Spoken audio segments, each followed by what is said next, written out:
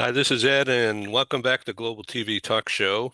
And I'm in San Diego, and our very special guest right here, right now, is Ron Cooper, and he's in Maryland on the East Coast. Welcome.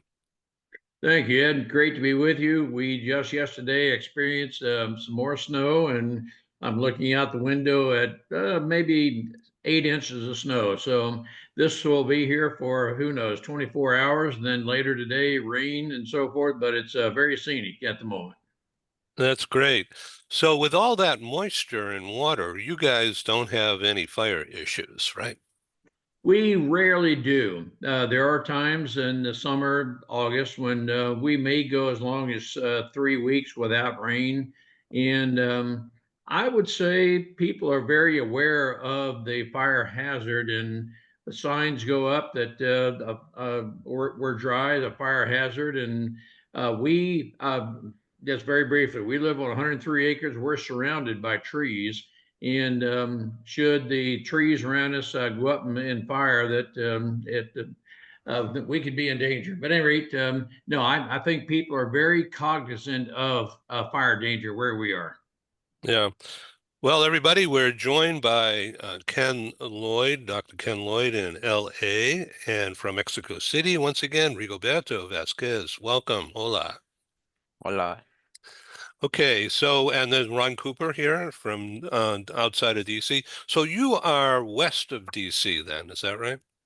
Well, we're south of, we live South. in what's known as Southern Maryland, nominally 90 minutes, I guess you'd call it southeast of DC. And so we're far enough away from DC that we're not directly in line with the traffic congestion, but close enough that should I choose to travel 90 minutes to maybe up to 2 hours or longer, depending on traffic, I can get into the heart of DC if I choose to do that. Okay, that's great. Okay, I'm letting in the note takers. So this is being recorded. We're going to begin in earnest now, as soon as I stop doing all this. Okay, great. Thank you. Oh, Ron and I have just had a delightful advance of the recording, a delightful conversation. And one of the topics was related to a bit of a stretch, but related to mentorship and having help, whether it's from above or from within or from other people who who know what I'm talking about. Dr. Ken Lloyd, I think you understand that completely. What do you think of mentorship? It's not just for females. Oh, not in any way at all. It's Right. for literally for everyone at work. Mentorship, as I see it, is just another way for individuals across the board, whether they're as peers or as managers, to provide members of their team with coaching, guidance, training, upskilling, tools to further their own performance, as well as take them further on the career path that they want. It's an absolute win-win. It certainly helps employees who are receiving the mentoring, the so-called mentees, as well as those who are providing it. It's wonderful skill building to provide some training and help and support and guidance to your employees. It's enriching, and it helps you develop your own skills if you're going to function as a mentor. It really helps you to make sure that you're sharp and on top of your game. I think it's a wonderful practice for employees at virtually all levels, to engage in, whether it's formally or informally. It's just fulfilling and rewarding on both sides. Total win-win. So, how did you learn all of that? Was it through experience, or was it in at UCLA, or what? Oh, that's just over the years. I think back to my very first jobs, all the way back in high school, when I was getting informal, if you will, guidance from fellow employees. And certainly as you go through your education and learning about the entire process of individual development and growth, you see how important that is. You see parents are playing a mentorship role, as well as our peers and others in formal positions. It's just an important part of life. And we are all role models in whatever we're doing in our various roles. Adding mentorship to it provides a little more formal component to the process of working with and helping those around us further develop and learn and grow. I don't want to hog up all the time here with what I have in mind because we want to make sure everybody gets involved here. Um, if you could address your neighbors in LA who have been impacted mentally, not just financially from the fires, how do you recommend from a psychological safety point of view, whatever that may mean, Yeah, how would you just give a message? Because there are some people who will see this program later today, tomorrow, next week, who are in LA and they are in a state of trouble. yeah, it's quite terrible to say the least. It's tragic. In terms of what to do if you've suffered in any way from the losses associated with these fires, uh, if you look at how you're experiencing it, I would seriously consider getting some professional help. I would consider getting involved in some of these support groups that are formally and informally coming together.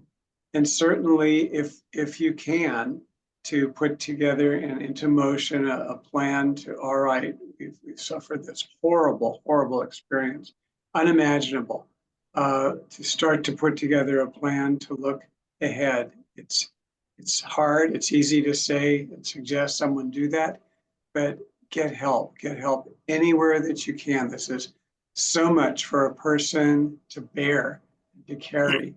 As I've said before, my heart goes out to the children in this. Here they've had to go through virtual learning as a result of COVID. And now they see their schools are destroyed, neighborhoods are destroyed. They're now in new schools, if anywhere, they're spread out all over the place. What a devastating set of years for these young people. So I would also suggest to the parents in the group to really take extra steps to provide support and help and comfort to the younger children. So can you think of being Hollywood oriented, not only in the background of your life, but uh, you're proximate to Universal and Warner Brothers, um, and everybody else out there in Burbank. But uh, comedy, Three Stooges or some slapstick thing, that is panacea. That's a pill. Comedy. Can you recommend a pathway in the next 30 seconds here about what people out there should look at? Should they go to YouTube and type in comedy or Three Stooges or whatever? If again, it's supposedly comedy is the best medicine. I'm not really sure about that, but sure, to bring in laughter, love, joy, fun experiences. If you could get away and go to a place where you sense a little bit more peace outside of the area, and certainly comedy would be one of those recommendations as well. But it's kind of hard amidst all of the sadness to throw that in.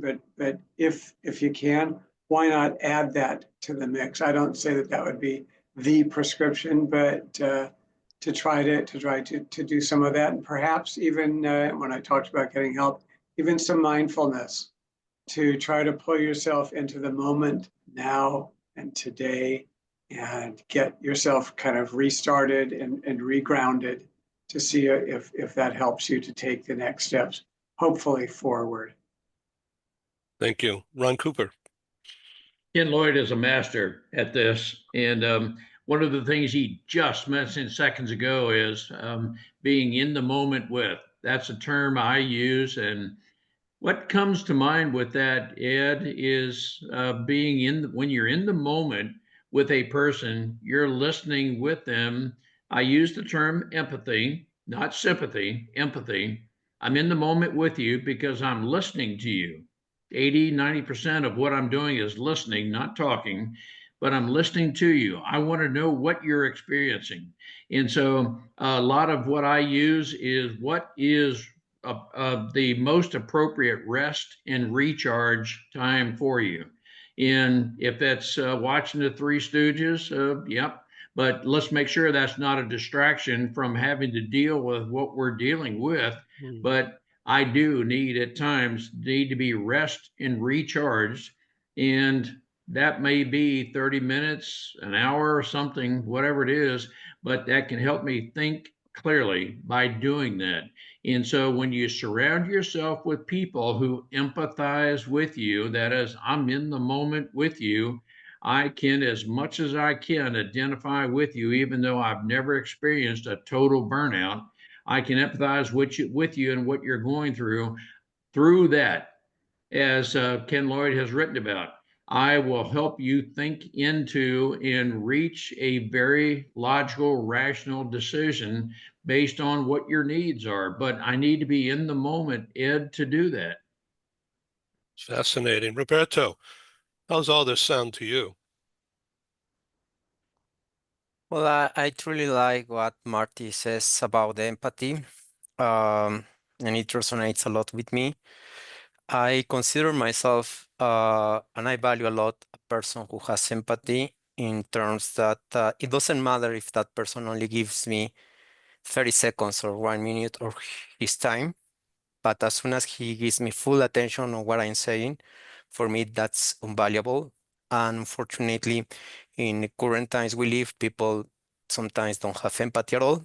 And then they don't put themselves on the shoes of the others. But I'm talking about maybe the problem in California and the fire. But yeah, I think definitely having empathy, it's for sure listening those people over there at least will be helpful for them to explain and to tell all the suffer that you're experiencing. And it doesn't matter if it's just 1 minute or 1 hour, but at least listen them carefully. That will be a huge, huge benefit for them. Pardon me. Thank you very much for that view. So, Ken, mentorship, when you were involved in charismatic and in your practice of coaching now, do you have to teach? Pardon me. Do you have to teach managers in a corporate setting how to be manly, or how to be, or how to remove any stigma in someone's mind about offering mental assistance or mentorship, or a way to get somebody who's very different from yourself to pay attention and to learn from you? I'm stumbling around here. Please take me out of this. Yeah, I'm not sure where the manliness comes into it. I'm not really sure where that would be going. Certainly, if that's your mindset, it's time to take a good hard look in the mirror and say, look at that's not what people are looking for in terms of helping themselves to succeed in life. I think as a mentor, though, it's important to recognize that there's no one best way to mentor someone. People have very different learning styles. And it ties into, frankly, what Ron was saying about empathy, to understand the individual whom you're trying to mentor. How does this person learn? Theoretically, at least, there are different styles in the sense that some people are more visual learners and they need to see what it is you're trying to transmit. Others are more auditory. They tend to learn more when they hear it. And yet others are more, if you will, muscular or physical in their learning, and they need to have hands-on training and guidance and mentoring. Not that that's an automatic box that you want to put people in, but the idea of stepping back is to get an idea. So what is the way that my employees, my fellow employees, my teammates learn, and how can I best apply that when I'm trying to mentor them? If a person is really a great visual learner, and all you're doing is talking, the connection might be missed.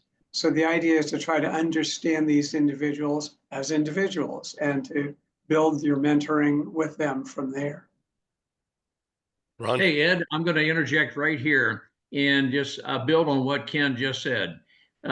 Maybe in some context, there are some environments, some cultures that exude the real men don't type of syndrome.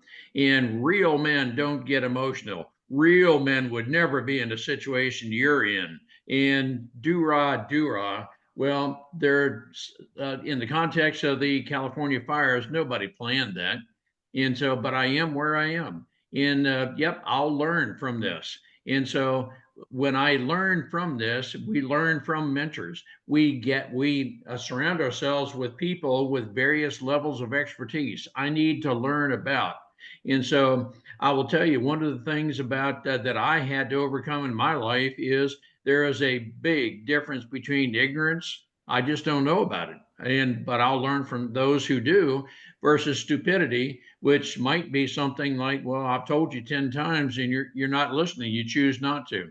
And so what I'm saying with all this, Ed, is, and Ken being the master of this, is that surround yourself with people who know, acknowledge that, no, I need to learn about. And when I surround myself with people who do know, I'm going to learn from this, I'll benefit from this. And that's all about mentorship, that I do want to help advance you. And yeah, we all go through various things, and I don't think less of you because of whatever situation you're in. Hey, together, a very operative term for Marty and me, together we will overcome.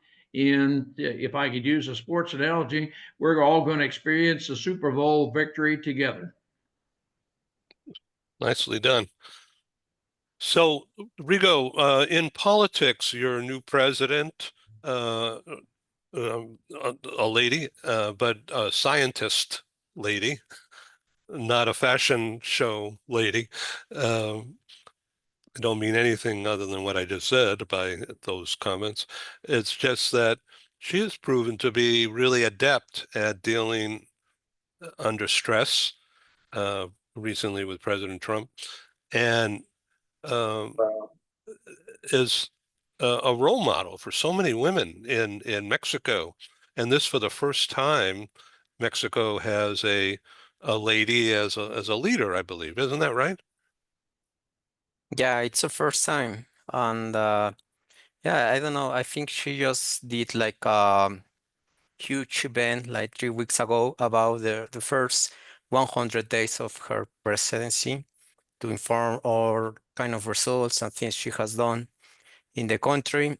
Of course, we cannot avoid the political side, that there are a lot of people that believes in her just for political interest, but I think she's doing well, and probably it's too early to say that we are progressing, but at some point, the way that I empathize with Claudia, that's her name, is that even she's good or not, I, uh, I think she has a lot of things to fix in this country.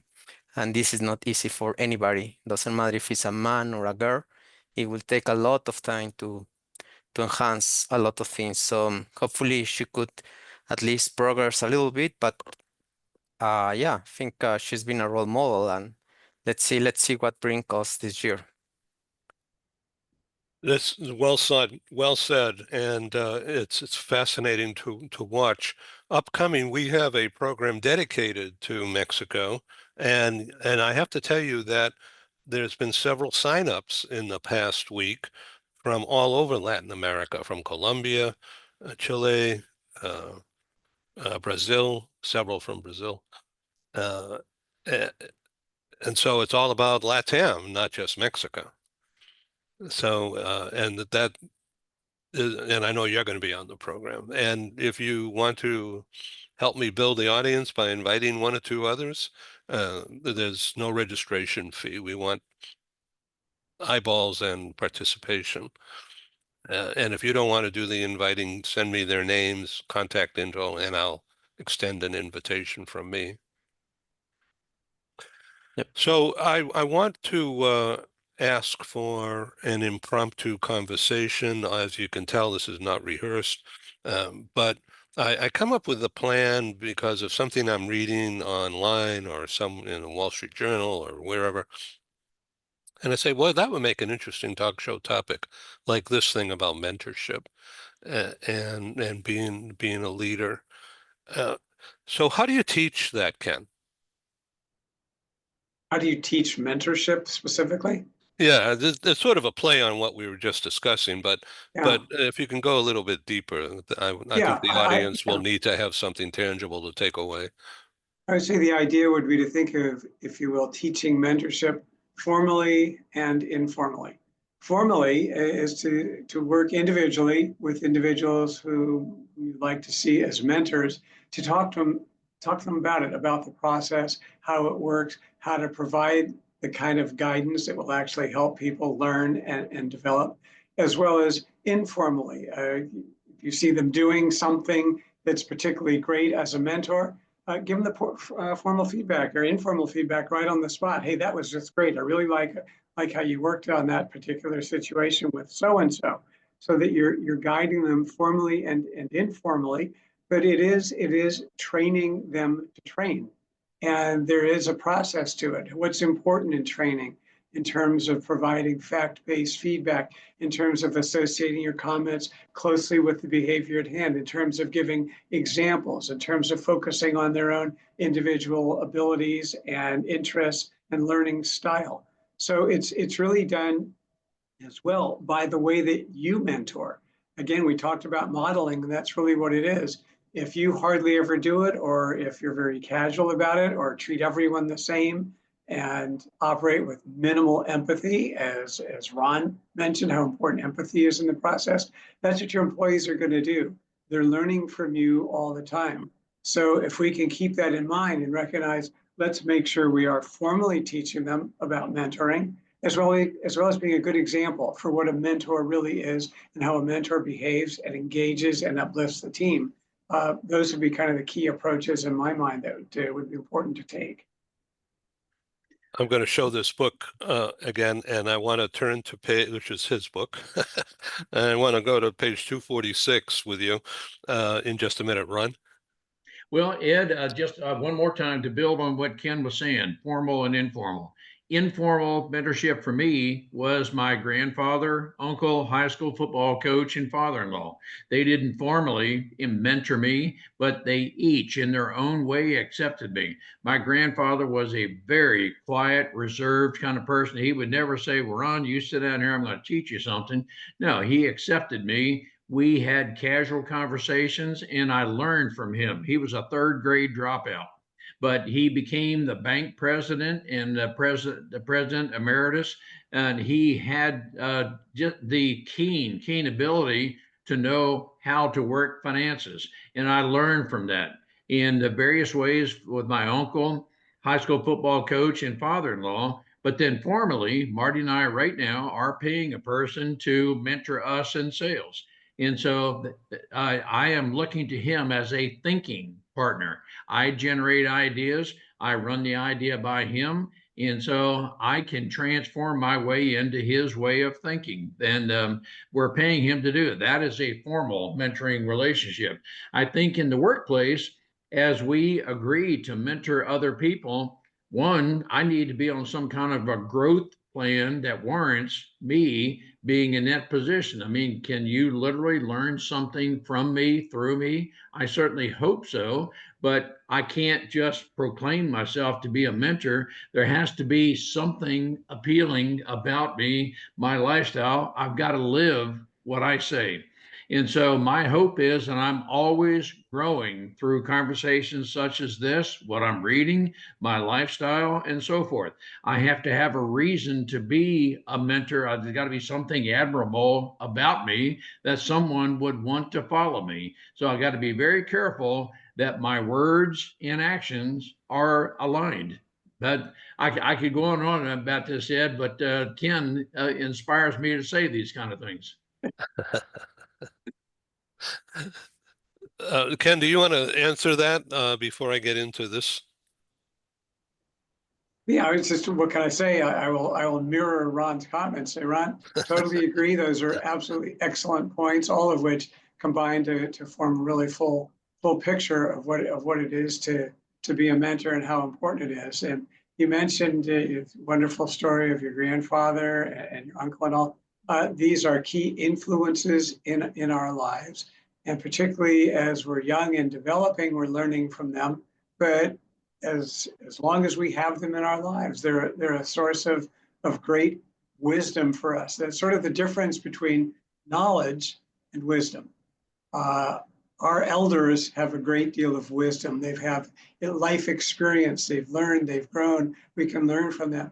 We can amass a bunch of knowledge. You know, books have lots and lots of knowledge, and people have lots of knowledge. But do they have wisdom? Do they have the insight, the understanding, the ability to communicate it and to show us the value of it? There's a difference.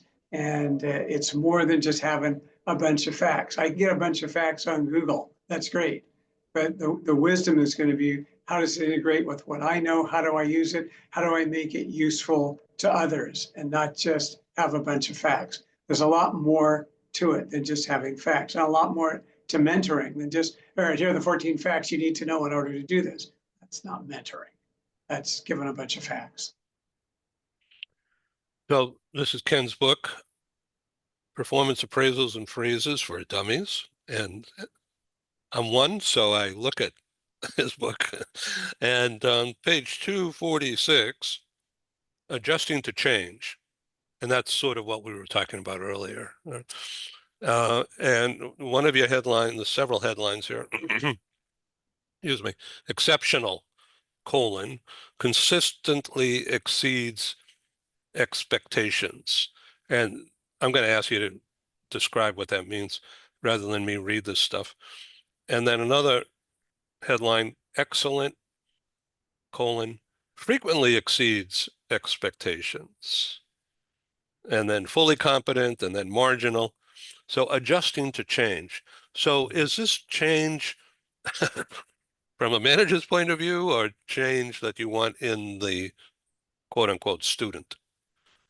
No, what you've got there is a 5-point scale, all the way from exceptional to consistently does not perform at an acceptable standard, but it's 5, from outstanding to exceptional, excellent, satisfactory, all the way on down to not up to par.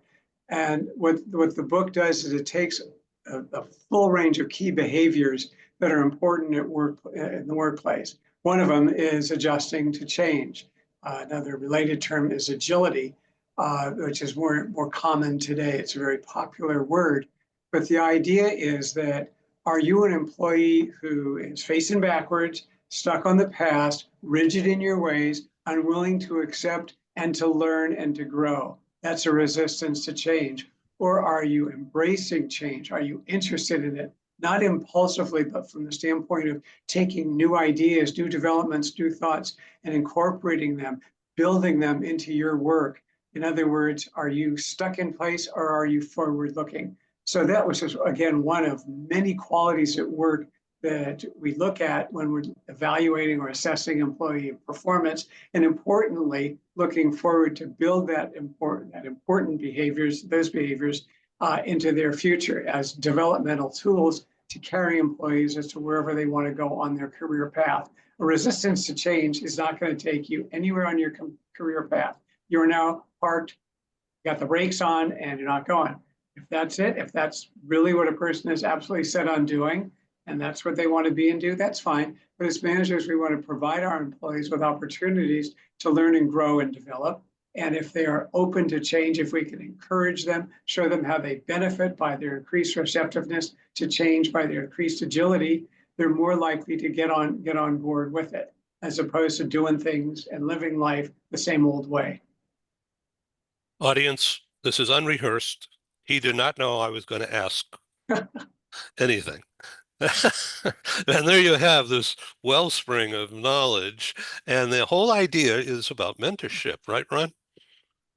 It is. And one more time, Ken is just right on target about change. I use the analogy frequently. If I am doing now what I did 5 years ago, I might be stagnated and I'm just not changed. And so as the world advances with technology, can we harness that power, the thinking that, again, if you're satisfied continuing to do what you did 5 years ago, again, you might be stagnated, but then might you be able to do even more if you were a little bit more open with your thinking? Now, the analogy that, well, my mind's so open that well, everything just falls right through, but yet, are you willing to at least be open to sharing different ideas? And you use the smorgasbord approach that I accept that which I agree with and aligns with my values and so forth. And if your mindset is, golly, I can always improve people, processes, anything, everything can be improved. What do I need to do to improve? And the oft used expression, if I'm stuck in a comfort zone, I may not be able to progress very well. And so, is my mindset one of being open to different ideas from Rigoberto, Ken, and so forth, and Ed? That hey, I'll evaluate your inputs and hopefully move beyond where I am. Rigo.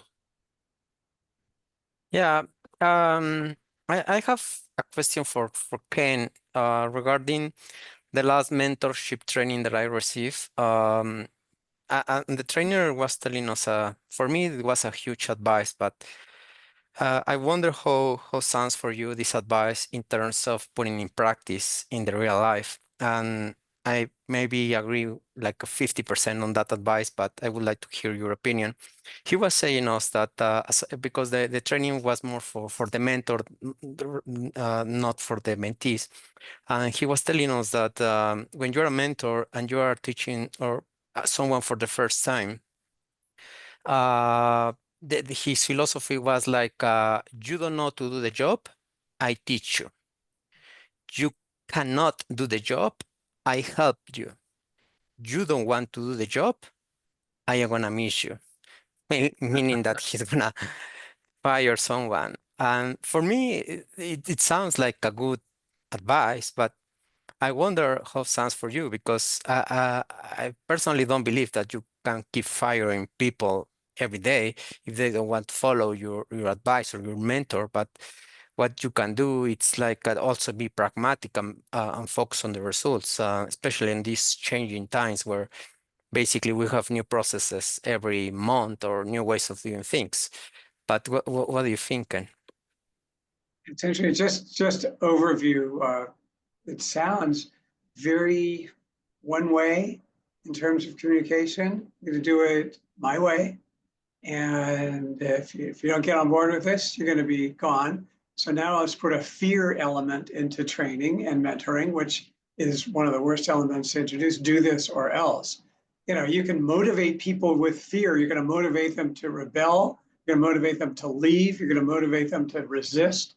I'm not sure. I think it's more productive to go with a two-way approach that we're going to work together to help build your skills, to help you get to where you want to go in your work and in the career, and to help our organization, our team, our department, and the overall entity get to its goals. So I'm going to be certainly providing you with information, but at the same time, I want to hear your thoughts because it's really a two-way process. And very frankly and honestly, mentors learn from the people they're mentoring. They can come up with a new idea. The approach that I'm hearing is, I'm going to show you how to do it, and you're going to get on board, and if you don't, you're going to be out of here. It's kind of degrading. It's kind of, I'm the boss, you're the subordinate, which are two horrible words, and that's the context. So I think it's very laudatory that this individual wants to develop and mentor the team. I'm not sure that just one way, do it my way approach is really productive. There are some things you're going to have to do it my way, but there are others that aren't. Let's learn and build. And if I'm going to show you my way of doing it, we're going to talk about it. Why is this a great way to do it? Let me have your inputs, and here's why we do it, as opposed to do it, or else. That's a questionable tool to add to it. It's a cute, pithy phrase, but sometimes these cute, pithy phrases can send a bad or negative message and a message of resistance. If people aren't motivated to learn, they're not going to learn. And frankly, sometimes this whole underlying fear element can interfere with that motivation to learn and get in the way. Yeah, I This think. was quite a Well, session. Wow. Thank you, Ken. thank you. Ron, do you want to? Yeah, let me just add on to that, edified maybe, but Yep. is it appropriate to always have someone in your organization who just doesn't agree with you, doesn't align with? I mean, you're very different. And so now, Ken, maybe I would ask you, and Rigoberto, I think this applies directly to what you're saying.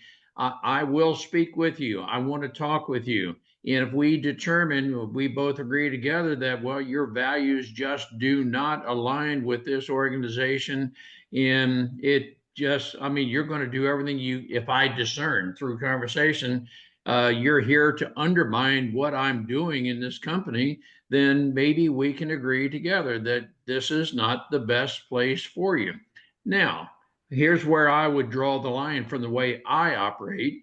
I am willing to help you find a place that would work, that you would find better for the culture you're looking for. If you don't want my help, then okay, but I'm willing to work with you to find a place that is more suited to what you're looking for. And so with that having been said, I'm not the kind of person that I'm looking for reasons to dismiss you. But if we both agree that, nope, my leadership style, my culture, my values are not what you're looking for, I will offer to help find a better place for you. That is my approach to it. Ken, you're the expert. I don't know if what I just said may be contrary to what you read about. No, I mean, on the one hand, we do want an environment where people feel that it is psychologically safe to disagree, to present their views, and to share thoughts that might differ from the mentor or from the manager or leader. On the other hand, insubordination is a whole different matter.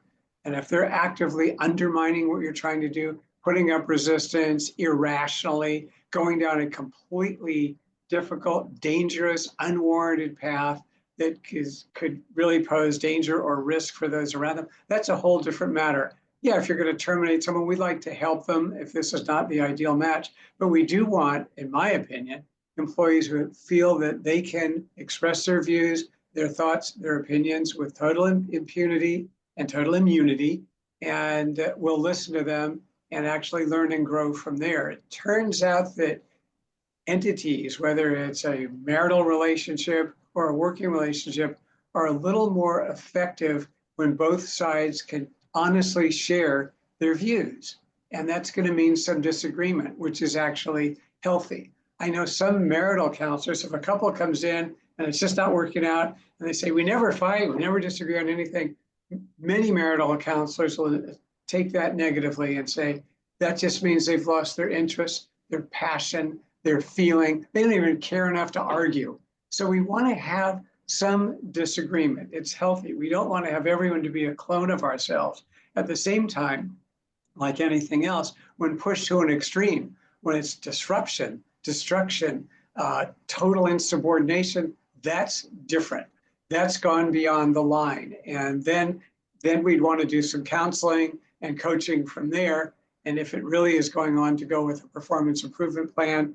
And performance improvement plans don't always lead to termination. The employee can improve or lead to kind of what Ron's talking about, a transfer. Let's find a situation that works better for you. And if you do leave, we're willing to help you even in that regard.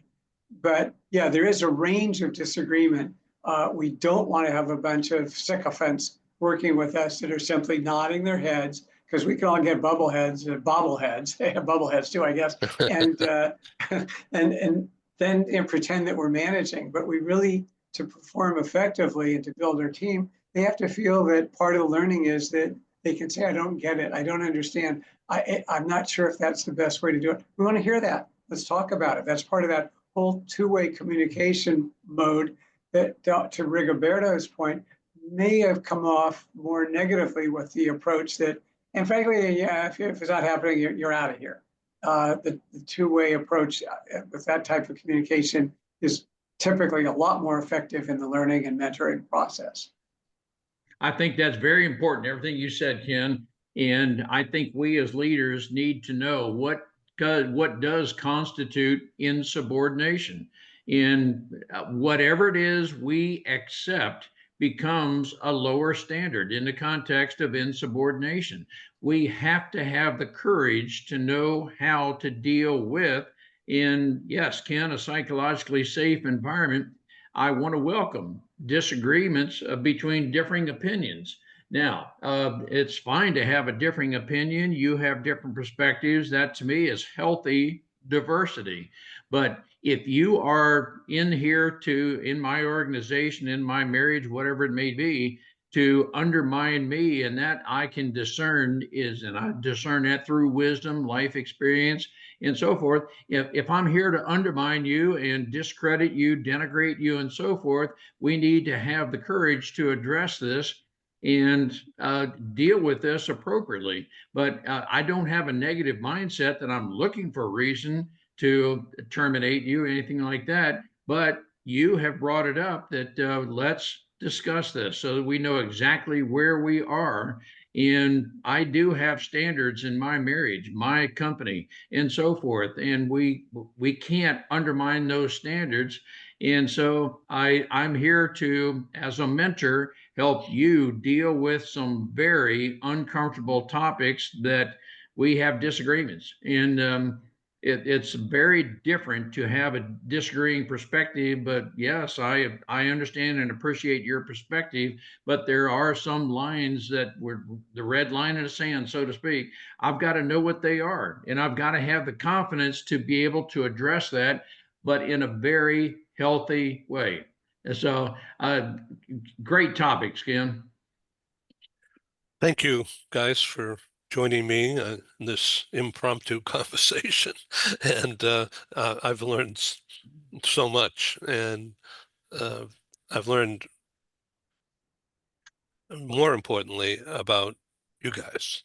And I'm really happy to have you as a friend and on the show. Thank you. Thank you, Ed. Thanks for the Thank opportunity. you, Ed. It's all great. Thank you, Thank you, guys. Rigoberto. Thank you. It's Thank great. you. Rhonda, if you have a few minutes, we can continue what we started. I'm all good. Yeah, I'll be here. Okay, good. Thank you very much, guys. I'm going to turn off this now. Thanks, one and all.